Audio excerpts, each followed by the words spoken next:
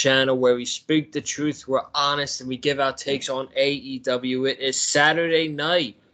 It is July 1st, believe it or not, 2023. And tonight, I am here on the AEW Collision Review. Tonight, we got a taped show from Hamilton, Ontario, Canada.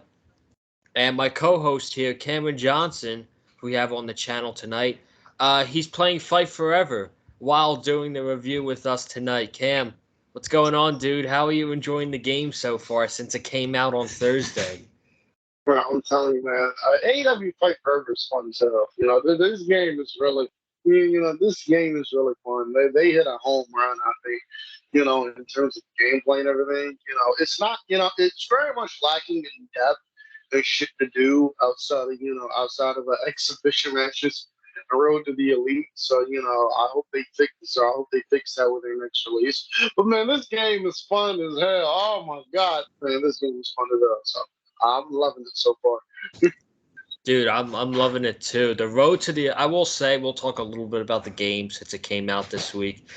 The road to the elite, I love how unpredictable it is, and it takes you from different storyline, from pay-per-view after pay-per-view. And right now, I'm currently I have my own character. I have my own Joseph Conlon, which I created, and right now I have a storyline on on the road to revolution, and I'm in a friendship with MJF. I love the unpredictability. I doubt the friendship's gonna go well at all because it's MJF, but it's so fun to play. The controls at first they were a little bit challenging, but now it's super easy to get to. Besides reversing moves, but the one criticism I will have about the game is it doesn't have enough features. You don't have you do have your road to the elites and you have your online gaming, and I'm not really an online guy. I like doing everything offline. My biggest critique is, I want to be able to book my own show. I want to be able to do what we got in universe mode with WWE, which is book my own show.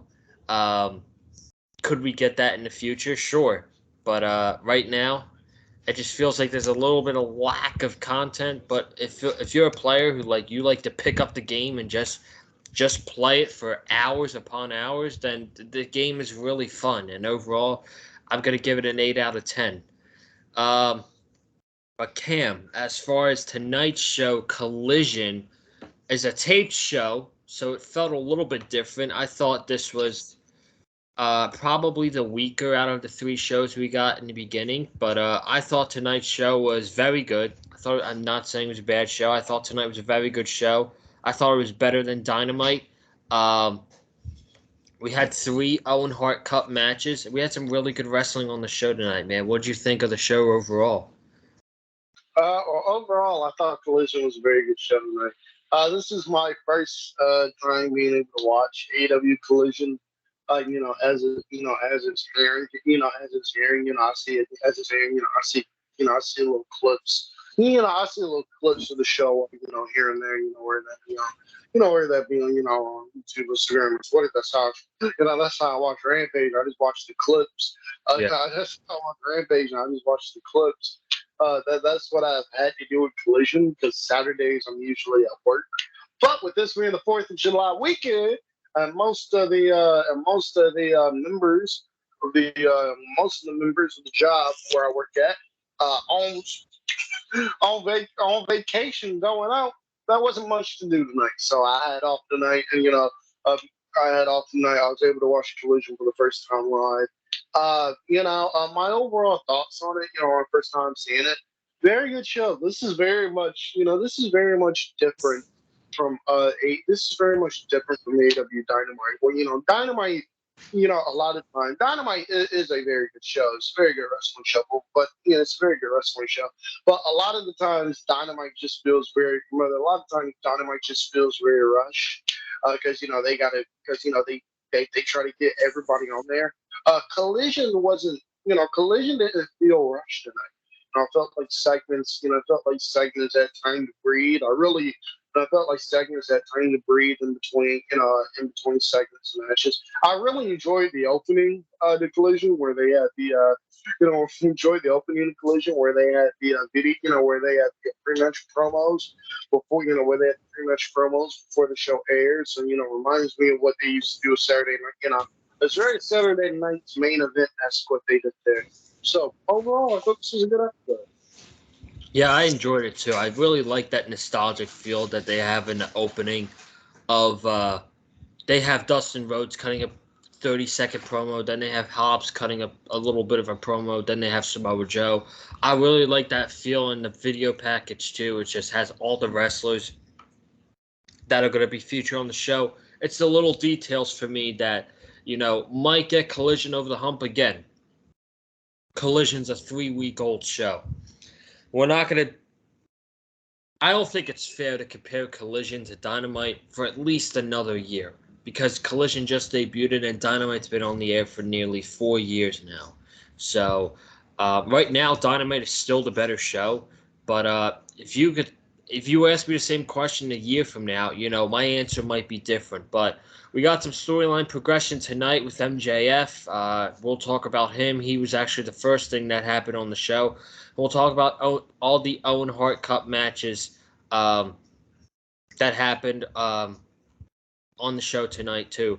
I was not able to live tweet during the show tonight. That's because Elon Musk, for some reason today, decided to ruin Twitter. I can't do anything on my phone when it comes to Twitter. And I go on my computer, and I have no issues. It is so weird, dude. I'm so confused. But this man Elon is ruining. He's going for the worst when it comes to Twitter, man. He's the worst. If MJF could bury him in a promo, I would appreciate that. But before he's the worst, man. If you guys haven't already, before we get into tonight's show, be sure to go ahead and check out Wednesday's Dynamite review. Kind of a lackluster show, but we powered through it, a 40-minute plus review, and we talked about the fallout from Forbidden Door. Show kicked off tonight with MJF against a local enhancement talent in a squash match. When do you ever see MJF in 30-second squash matches? I can't remember one. This is open up the show. MJF beat him in 30 seconds. He took the mic. He says, when I have the microphone, you guys shut up. He said, do you think I want to be here? Dude, MJF's got this gimmick now where he's wrestling every week on television, and he's complaining on Twitter, and he's saying how he's missing his cat at home, and dude, he is so good.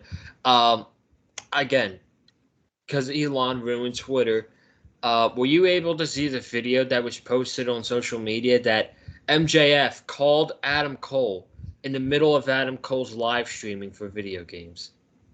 Yes, I was. Yes, it was. It was tremendous. It was a tremendous video. MJF is fantastic. I love that man. That was absolutely hilarious, and Adam Cole was like, boundaries. Do you remember when we talked about boundaries? And MJF's like, oh yeah, I'm sorry, I forgot. And he's like trying to think of tag team, double teams, and T-shirts and all that stuff. MJF is baiting this guy. He's baiting Adam Cole so bad. We all know that he's going to turn on him, or maybe Adam Cole turns on him. I don't know, but it's the opposite. I think it's the opposite. Watch. I think it's the opposite. Watch what I tell you, man. Watch what I tell you, man. It's going to be MJF and Adam Cole. They're going to win the tag team eliminator. They're going to get a tag team championship match. They're going to get the tag team championship match against FTR, whenever that may be. And I'm telling you how it's going to end. Adam Cole is going to screw MJF before MJF can screw Adam Cole. Adam Cole is going to outsmart MJF. Adam Cole will not come off as the dumb baby. Adam Cole will not come off as the dumb baby face like we usually get in wrestling. MJF has a plan. It's going to backfire. Adam Cole is going to outsmart MJF. I'm calling it right now. It's going to be in that tag team title match. I'm telling you, the match is going to start. Adam Cole is going to immediately just drop down from the apron or something like that is going to happen. But I'm telling you, Adam Cole is playing MJF along like a fiddle. Adam Cole is going to outsmart MJF. I'm telling you right now. Wow. I would love to see that happen, but man, I guess if MJF's going to take a pinfall, you do it that way where he gets screwed. So they're going to have to protect MJF if he's going to lose a match to FTR. But he called out an open challenge. He says he's feeling generous in Canada Day. He's feeling generous, and he's going to call out anybody from Hamilton, Canada. And out came Ethan Page to a pretty big pop.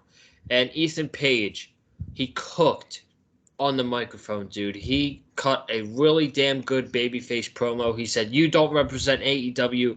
Guys like me represent AEW because of the wrestlers, because of the fans, because of the 3 letters that this company stands for, AEW."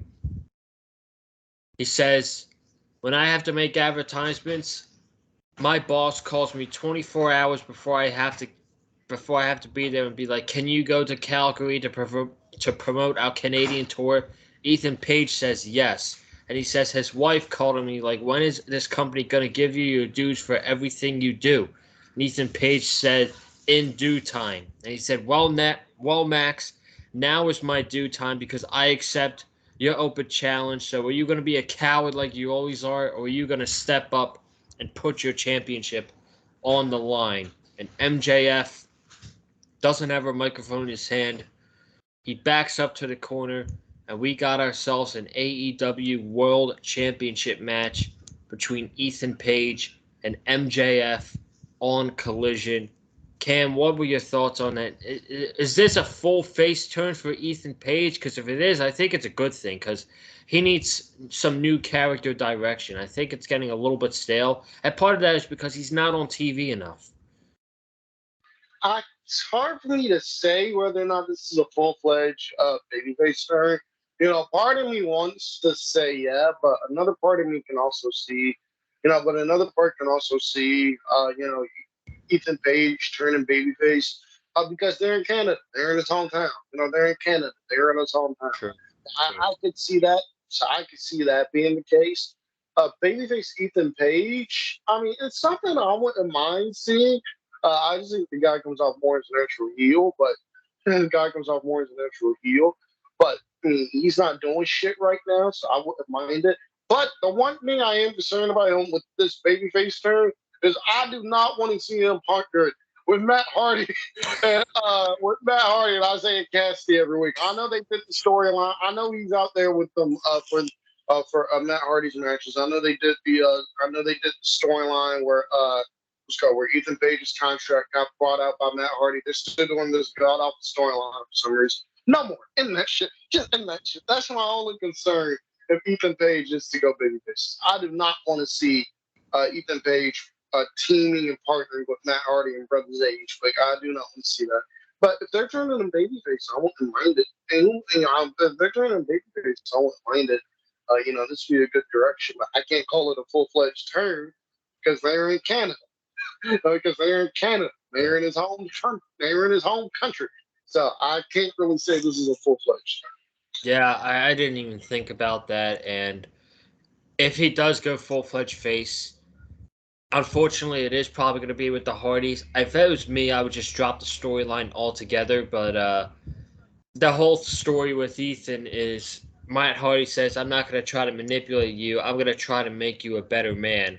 So maybe that's the whole part of Ethan Page going babyface and being all respectful and stuff like that. But I don't know if this means he's a full-fledged face. I would guess yes, but we'll see what happens. He got a very good babyface promo. He's so underrated, man. He's so good.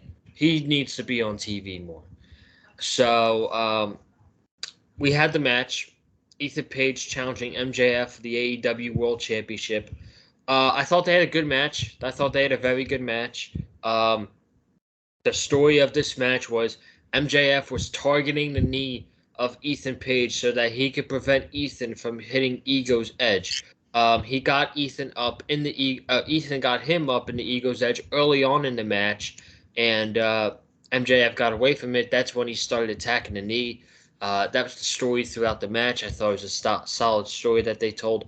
Ethan Page was fighting back. He was going with a top rope elbow drop, I believe, doing some groundwork on the MJF, and then towards the end of the match, MJF continues targeting the knee. He hits Ethan Page with the Dragon Screw leg lock, which changed the whole complexion of the match. He hit the Heath Seeker onto Ethan Page, and he retains the AEW World Championship in a clean match. And now he goes on the team with Adam Cole, baby, Wednesday night on Dynamite. My best friend, MJF, in Fight Forever, retains the AEW World Championship. Cam, what did you think of this championship match that we got to kind of open up Rampage? Not Rampage, sorry, Collision. My goodness. I thought it was a solid match to kick off. I thought it was a solid match to kick off Collision. I thought it was a solid match to kick off Collision. I would love to see more of Ethan Page. I would love to see more of the. I would love to see more of Ethan Page on the television side. But overall, I thought this was a good match. MJF retains as he should. Not really doubt about that. But I thought this was fun. I thought this was a fun way to kick off Collision. Yeah, good match overall. MJF retained clean, and they said that they're in action. Him and Adam Cole are in action on Wednesday night in the quarterfinals. So we don't know what tag team they're facing, which kind of bummed me out. Hopefully, it's not like some rinky-dink tag team that's in this tournament, because that would kind of suck. But Rinky Dink Indie Fed. Oh my God, maybe. Oh my God, maybe it's a Rinky Dink New Japan tag team. Oh my God, maybe it's that. You ain't called them a Rinky Dink Indie promotion. Maybe it's that. Maybe it's a Rinky Dink New Japan tag team. maybe he's gonna face Hiroki Goto and Yoshihashi. That could be who he's facing Wednesday night. And all jokes aside, we'll find out and we'll wait Wednesday night. We got the first match of the quarterfinals of the Owen Hart Cup out of the 3 matches we're getting tonight. Dustin Rhodes against Powerhouse Hobbs. If this match proved 2 things to me: number 1, at 54 years old, Dustin Rhodes can still go, and number 2, Powerhouse Hobbs does not need this QTV bullshit. I kind of feel like it's holding him back a bit. And they helped him out beat Dustin Rhodes, which I don't think he needed help at all. That's just me. I don't know if you agree or disagree with that. They had a fine match. Dustin Rhodes kicked out at 1 on the on Powerhouse Hobbs the Spine Buster, which, by the way, they did that spot at Forbidden Door with Kenny Omega kicking out the One Winged Angel at 1. At that moment, that was great. I don't feel like Dustin needed to kick out. Maybe kick out at 2, but I don't know. I hope it comes to the point where AEW doesn't overuse that. Dustin Rhodes was bleeding a lot when QT threw him into the ring post when Hobbs was distracting the ref. But overall, I thought these guys had a fine match. Not my favorite tournament match of the night, but it was good overall, and the right decision. Powerhouse Hobbs, with help from QT Marshall, defeated Dustin Rhodes and is in the semifinals of the Owen Hart Cup tournament. Mr. Johnson, your thoughts on this Owen Hart Cup match? Overall, I thought this was a fine match. I watched this. Overall, I thought it was a fine match. I watched this match with my dad. I watched this match with my dad. I watched the show with my dad. My dad hates Dustin Rhodes. He does not like. My dad hates Dustin Rhodes. Because in his exact words, why? Because in his exact word, why the hell is the man? Why the hell is the man in his 50s going up there still wearing face paint? Those are those are the words of my dad. So my dad hates Dustin Rhodes. So he was very happy to see Dustin Rhodes get busted open and see him get his ass whooped. I thought the match itself was fun. My issue with the match is this. I thought the match was fine. My issue with the match is this: is you see, speaking of Powerhouse Hobbs, you see Powerhouse Hobbs getting ready to come out here for the casino. But as you see Yep. Powerhouse Hobbs getting ready to come out here for the casino battle royal, what perfect time! What perfect time! Let's But go. my issue with this match here, one was the spine buster kick out spot at one really necessary? You can't No, have the kick out at two, no. or you can have Will Hobbs give him like a power slam or something, and Dustin kicks out a one at that. That's one. And two, why does Will Hobbs need help from QT Marshall to be 54-year-old broke down Dustin Rhodes? Ah, That's that's not disrespecting Dustin at all. Dustin can still go.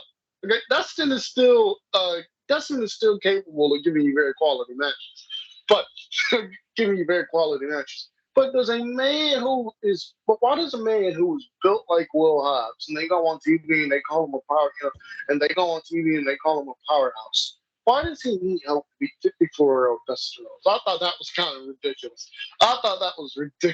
But other than that, it was the right outcome. Will Hobbs won this match as he should have. There's a small part of me that want not of mind seeing Dustin win it. Seeing Dustin reach the, seeing Dustin, reach the finals of the Owen, because I think that could be a great story to tell. Because I think that could be a great story. Out of all the men in the tournament that actually knew, out of all the men in the tournament, that actually knew Owen Hart, that actually knew Owen Hart, that actually wrestled Owen Hart, and that actually, that actually, got to spend some time with him on the road, outside of Chris Jericho and Chef Jarrett. Dustin Rose is on that. Dustin Rose is on that list. I thought that would have been a cool story personally to see Dustin go to the finals, but not against Powerhouse Hobbs. yeah. Hobbs won as he should. Hobbs needed this win. I don't know what the fuck they're doing with Will Hobbs, but Hobbs needed this win. So I'm glad Will Hobbs got this win. Yeah, I agree. I think that story it would have been pretty cool. Dustin, I still love Dustin. He's the fact that he's still giving us the way he wrestling at 54 years old. It's incredible. Um, but there's no way you're gonna have him beat Powerhouse Hobbs. Powerhouse Hobbs needed this way more than Dustin Rhodes, and I'm actually very very much looking forward to his match next week, which we'll talk about in a little bit. But before that, we got two things to talk about. Number one, Miro had another match, and tonight he went one on one with the Workhorseman's Anthony Henry. He lasted longer than uh, than Tony Nese did in the debut episode of Collision. Anthony Henry actually got some offense on Miro. He got some nice offense. They had about a 7-minute, 6-minute match. Miro won with the game over, and Anthony Henry tapped out after 6 minutes. So we're getting Miro on. I see my friend over here shaking his head. I'll let you take it first before I talk. I'm not mad about Miro getting the win as he should. They're trying to rehab Miro because they don't know what the fuck they're doing with Miro, so they're trying to rehab. I don't have an issue with them rehabbing Miro. That's all cool and good. But why y'all got to job out Anthony Henry every week, man? Come on, man. Why do y'all have to job out Anthony Henry and the Workhorseman every time they're on AEW television? Every time they're on AEW television, I might have a bias towards this because I see Anthony Henry and JD Drake. Because I see Anthony Henry and JD Drake wrestle in North Carolina once a month for DPW, or for once a month for DPW. So I may be biased in this, but Anthony Henry and JD Drake are a great tag team. They are a great tag team, and they are great wrestlers. I think they should. I think they should have a little bit more respect. And I wish Tony Khan would get his head out of his ass and actually push the Workhorsemen as a solid team, because the Workhorsemen can be solid contenders. Maybe not for the AEW tag team titles, but they can be solid contenders for the Ring of Honor tag team titles at least. I don't know why the hell they're jobbing them out each week. There was nobody else in the back to use. You can use Tony. You can use Tony Nese again. You couldn't use Tony Nese for this. You couldn't use that jobber Jake Hager for this. You couldn't use Kip Sabian. You couldn't use Kip Sabian for this. You had to use my boy Anthony Henry. Put some respect on the Workhorseman, man. they're a great tag team. They deserve better than what they're getting in the AEW right now. I hope they get their head out their ass and actually push them. They're a great tag. I don't know, man. I can't speak for that because I don't see them wrestle every month in North Carolina. But I've seen them. I've seen them a couple times on like Dark and Ring of Honor when I was at the shows at Universal, and they're not bad. They're a solid tag team overall. Now, what I'm scared about is is this going to be a running gag? Because if we're going to see Miro in squash match after squash match after squash match every week, that's no direction, and I feel like that's doing him no favors. Um, and this is the problem we had with him before. There was nothing for him to do. There was nothing really important for Miro to do. They pitched him a storyline for Full Gear. I think it was around Full Gear, but he didn't want to lose to Ricky Starks. So he was off television for 6 months, and he needs direction. He needs a good storyline. He's too good to be doing these squash matches. Put him in a feud with Scorpio Sky. What's Scorpio Sky doing right now? I think those two in a feud wouldn't be too bad. Maybe you do that match at All Out. Maybe you do that match at All In. But I think for two guys that really don't have much direction, at least I don't. We haven't seen Scorpio yet, but I know Miro. He's at least been on TV all 3 weeks that Collision's been on the air. He's been on TV every single episode, but he needs direction. These squash matches aren't gonna cut it every week. Feud him with Scorpio Sky. What do you have to lose? I think Idea what you can do with Miro. Sorry to cut you off. I got an idea of what you can do with Miro. I don't know what the plan is with Wardlow. If they're going to do Wardlow and Christian Cage and eventually build to Wardlow winning the TNT title back. No disrespect to Wardlow. No disrespect to Wardlow. Who gives a fuck about that? Who gives a fuck about Wardlow becoming TNT champion for the fourth time? I got an idea. I got an idea. You got Christian Cage on television. Christian Cage on television calling himself the real TNT champion. Have these squash wins by Miro lead up. So Miro and Christian Cage, or Miro and the Dinosaur, or Miro and the Dinosaur for the TNT title. That's what you can. That's what you can do. Boom, there you go. Give that TNT championship back to the man, and you give that TNT championship back to the man who respects that TNT title, who worships that TNT title. You give it back to Miro, build up the Miro, and either Christian Cage or the Dinosaur at either All In, All Out, or a show like that. Not later on, but Miro needs. But I put the TNT title back on Miro. So that's what I do. it's not a bad idea. You got to build him up, and I think Tony Khan would absolutely build him up. Hopefully, to be the TNT champion again, because he was one of my favorite TNT champions ever in AEW. Tony Schiavone was in the ring, and he introduced Jay White, Juice Robinson, and the newest members of Bullet Club Gold, the Guns. So they all came out wearing Bullet Club shirts. The crowd was chanting "Ass Boys," and the Guns explained themselves why they joined Bullet Club. And Austin and Colton said it's simple.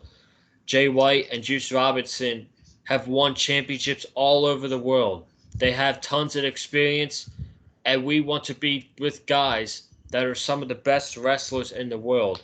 He said right now the Guns are the future of AEW, and Colton said, hold on, Austin. We're not the future. We are the present. We're the present. We've only been a tag team for 16 months, and we've already beaten some of your favorite tag teams. We've beaten the Acclaimed. We've beaten the Hardys. We've beaten FTR, a couple other teams. We've beaten CM Punk. We've beaten Ricky Starks. They're naming all these guys and all these tag teams. So these guys, Cam, I don't know about you, man, but just a side note, the Guns have grown on me. Like, when they were AEW tag team champions, bro, I didn't care about them. And now they're heels, and they're in Bullet Club Gold, and they're one of my favorite things in AEW right now, and it's so awesome to see someone progress for year after year. I said this last week. it is night and day to see where they were in 2020 in Jacksonville, Florida, to where they are right now on Collision weekly. They're on the show every week now, so it is really cool to see. And then Tony Schiavone, he got breaking news, and he said that I forget what he said, but Jay White. He was telling the Bullet Club guys that they're barred from ringside. And then Jay White was pissed off and he got into the microphone and he talked to CM Punk. He says they call you one of the best in the world. And 2 weeks ago, you had something in the red bag that might be gold. So if you aren't afraid, just pull the gold out of the red bag. And then he said, FTR, we have your attention too. You have our attention. And we beat you once, and we will beat you again. And me and Juice, we want the AEW Tag Team Championships. And then they put up an interview with Lexi Nair, and CM Punk, FTR, and Ricky Starks are all in the back. Starks is stretching before his match. CM Punk says, Jay, you want to know what's in the bag? Just go buy a title on AEWshop.com, just like Max did. And FTR said, you guys have beaten us and we've got some wins over you too. And we're not scared of Bullet Club Gold, so anytime you want it, we will put these tag team titles on the line. So in that segment, we got the Guns explanation for why they joined Bullet Club Gold. And we teased Jay White for CM Punk, maybe for the AEW World Championship, Punk's version of the championship. And we teased FTR versus Jay White and Juice, which, spoiler alert, we're getting that match next week in a title eliminator. I thought this was a really good segment. I thought this was good television, and I'm so happy that the Bullet Club Gold is going to be on Collision on a weekly basis because that's what's best. If they had Dynamite and Rampage, these guys would be relegated to Rampage, and you don't want to see that. So the fact that they're on Collision weekly, I love it. What'd you get out of this, Cam? I'm gonna agree with you, man. I'm gonna agree with you, man. I thought this was a good segment here. I'm gonna agree with you, man. I thought this was a good segment. The Gun Club has grown on me. They have grown on me when I first saw the Gun Club. I just have a little despise the Gun Club. They just used to bore me to tears. They just used to bore me to tears. I didn't see what the big deal was about them, but they have made a change. I see it now with the Gun Club. I see it. I see it now with the Gun Club. I see it. I love the Gun Club. The Gun Club are great. I see it now with the Gun Club. The Gun Club are great. And yeah. Overall, I thought this was a fun segment. This is a fun segment here. Punk and Jay White for Punk's version of the AEW title. Something I would not mind. But yeah, overall, this is a fun segment. Yeah, they did. They teased 2 matches here, big matches, and then we got right into Juice Robinson against Ricky Starks, which these guys got a lot of TV time for their match. This match went nearly 20 minutes, and Ricky Starks hits a spear on Juice. Before that, Juice hit a ugly spear. It looked more like a tackle than it did a spear, but there is a bump early in this match that I got pretty scared of. Nothing close from that Spanish Fly from Money in the Bank earlier today with Ricochet and Logan Paul. That scared the shit out of me.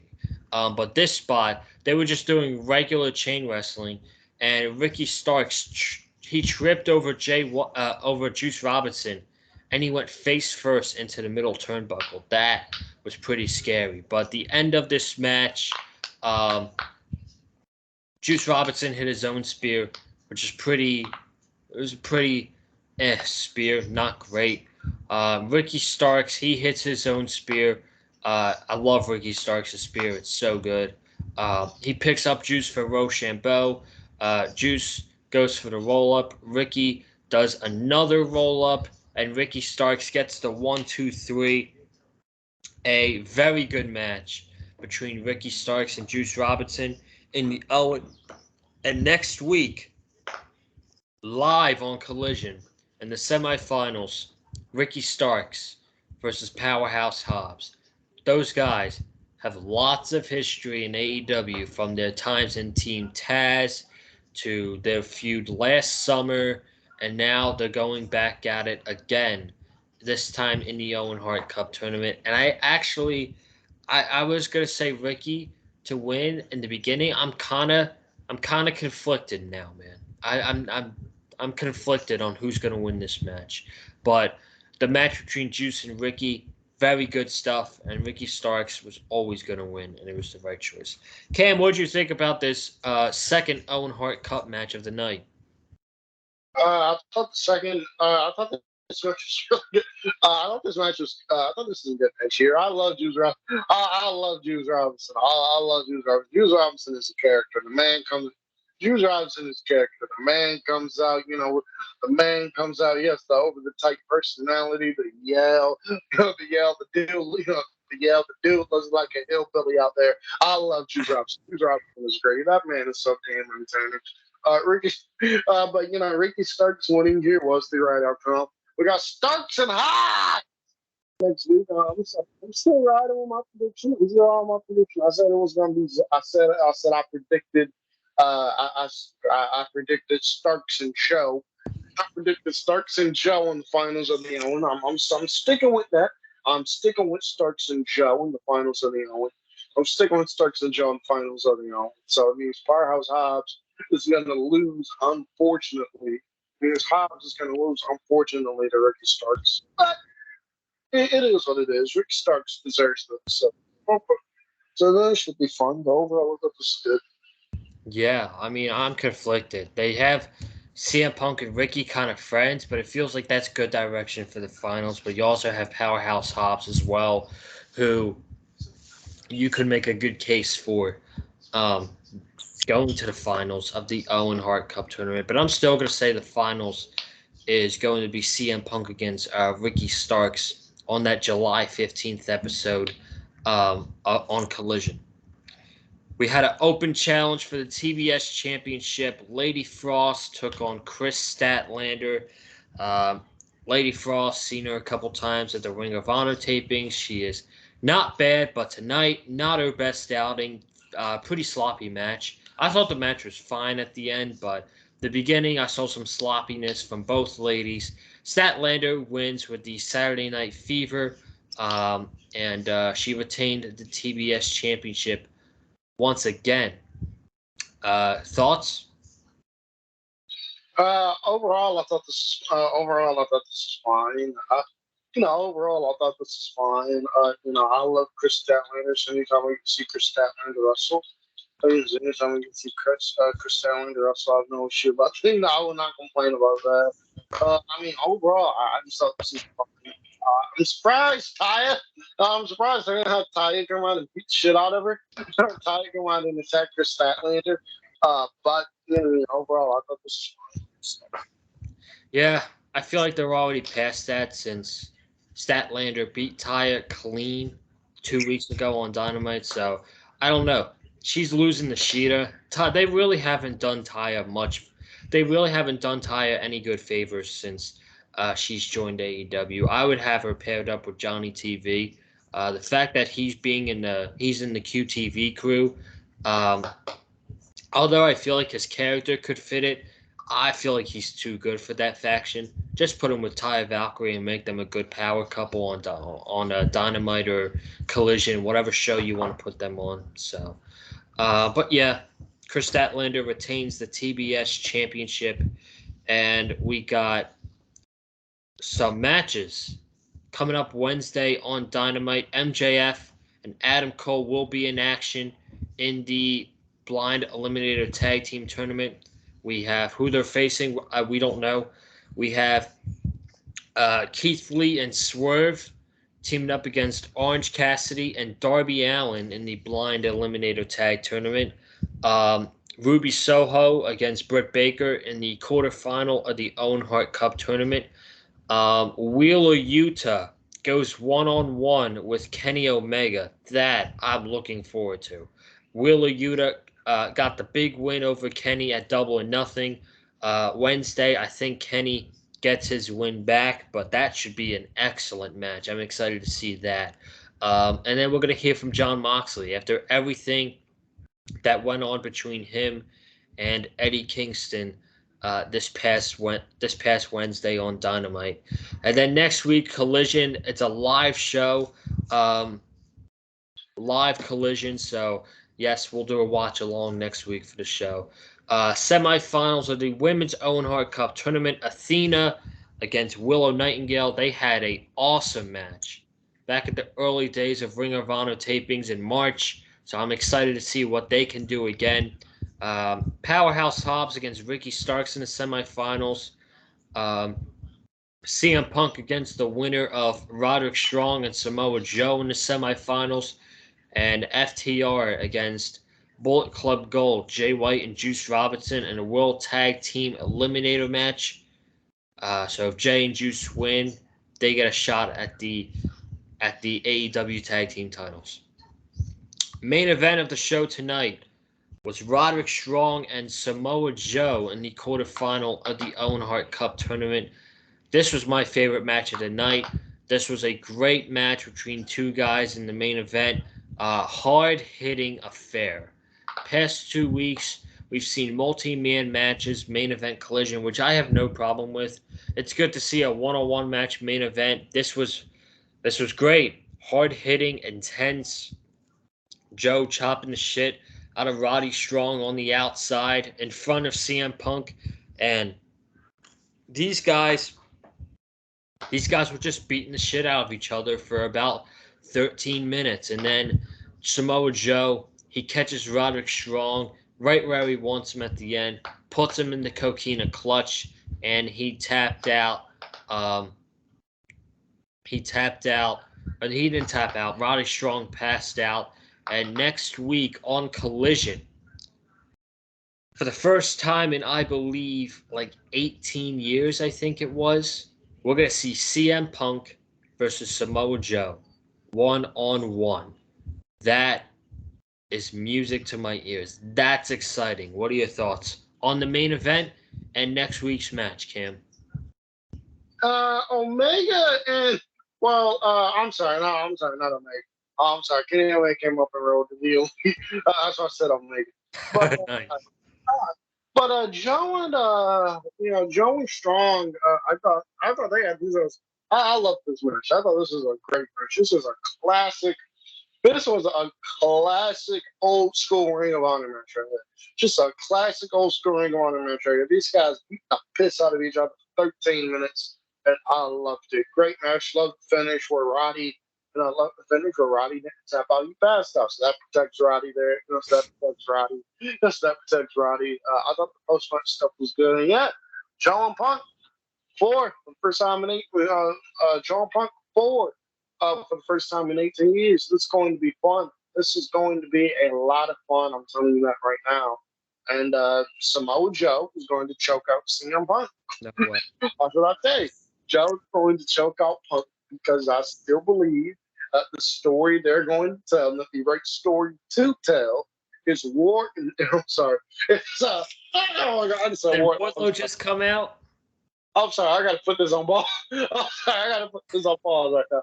I think the story, they are going to tell, and the story that they should be telling, is the fact, is the story, is the story of Samoa, is the story of CM Punk never being able to beat Samoa Joe. CM Punk has not figured out how to beat Samoa Joe. I think that should carry over in the next week. Joe should beat Punk. Joe should beat Punk, and there you go. but that's just what I would do. That is what I would do. I would not be shocked at all if CM Punk beat Samoa Joe.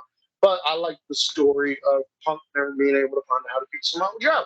So I think Samoa Joe is winning next week. But at some point or another, Punk is going to beat Joe. So if Punk doesn't beat Joe next week, then they're running this shit back at All In. If Punk wins next week, I think the feud's over. and I think Punk's going to move on to Jay White. Um, would I mind? Would I love to see Joe and Punk at All In? Of course I would. They would have a tremendous match at the pay per view. But right now, I just can't see Punk losing clean. Um, this is his tournament, bro. A lot of people aren't going to like it. Some people will like it. But I think this is Punk's tournament to win. And I think he's going to beat Joe next week. And he's going to go on to face Ricky Starks in the finals. Now, after the match, they teased Joe and Punk going at it, and they both had steel chairs. And Joe threw his chair in the ring, and he picked up Roddy Strong and he gave him a uranagi right onto the steel chair. This led to the medical staff coming out, AEW doctors, Doc Sampson was out there, and a very intense ending to the show as Roddy Strong got carried out on a stretcher. Adam Cole was there with him. I don't know what they're trying to do, what they're trying to go for here. Is this going to lead into the MJF Adam Cole story? Is this going to linger Adam Cole away from Roddy Strong now that he's going to be possibly written off TV? I don't know. Can you get written off by a simple uranagi on a steel chair? I guess, but this is basically AEW writing Roddy Strong off of TV. Maybe he goes to the Ring of Honor now because they got a pay per view coming up in a couple weeks. I don't know, but what was your takeaway with this? And then we'll wrap up the review. I didn't think about that. I think about what this means for. I didn't think about what this means for. What's his name? Roderick Strong. I wouldn't be shocked at all if it's him going back. I wouldn't be shocked if it's him going. I wouldn't be shocked at all if it's him going back to Ring of Honor. If it's him going back to Ring of Honor. I think Roderick Strong and back to Ring of Honor is quite frankly something we are going to see. Quite frankly, something we should see. Because come on. Because come on. It's too synonymous. It's too easy.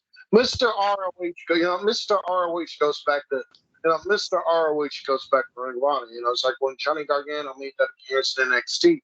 Mr. NXT went back to NXT to handle Shawn Michaels' dirty work because, we figured he would. So, Roderick Strong, Mr. ROH, going back to Ring of Honor, that's just us money written all over it. So it's something I would not be shocked to see at all. It's something that I does hope happen. But man, if we get a strong Joe feud out of this for that TV title, that would be a lot of fun. Yeah, maybe they're setting up Roderick Strong and Samoa Joe for the Ring of Honor Television Championship. But that's going to wrap up the Collision review tonight. I'm going to upload this video, and I'm going to go play a little bit of Life Forever because I'm not going to have the chance tomorrow because I got to work all day. So I'm going to go continue storyline with my best friend MJF. But that's going to wrap it up tonight. Thank you guys so much for joining the review. If you haven't already, be sure to subscribe to the Big Fight Fuel channel. We'll be back next week with the Dynamite review. Watch along for Collision. We are going to pick back up with the watch alongs next week. So next Saturday we will be live for the show. So be sure to come on in for that. Comment down below your thoughts on tonight's episode of Collision. Hit the like button if you like what you heard from me. And if you're not leaving Twitter because of Mr. Elon Musk and the way he ruined it, you can follow me on there at Colin_Joseph. But Elon Musk is ruining Twitter, so. Cam, where can they follow you? Follow me on Twitter at Cam71101. Also, this is very important. Hold on, Joseph. I got to pull this up. This is very important because I'm going to be making an appearance on it for my good friend Mac. So hold on one second. Let me pull this up here. But follow me on Twitter at Cam71101 and make sure you look out for my phone. Okay. And make sure you subscribe. Okay. And make sure you subscribe to the Can You Handle the Heat podcast on Spotify. My good friend Max Butler, on Spotify, my good friend Max Butler runs that podcast talking all things happening in the NBA and the NFL and the MLB, quite frankly. NBA free agency just happened, and he's going to have me on to talk about NBA free agency. So if that interests you at all, make sure you subscribe to the King Handle the Heat podcast. There you have it. Can you handle the heat? For all you sports fans out there, be sure to go give it a watch on Spotify. I'm sure I will as well. I'll check it out. I'll check out his work. But thank you guys so much for joining us. I will see you Wednesday night. Have a good night. Stay safe. And as always, stay classy. I'm out. Peace.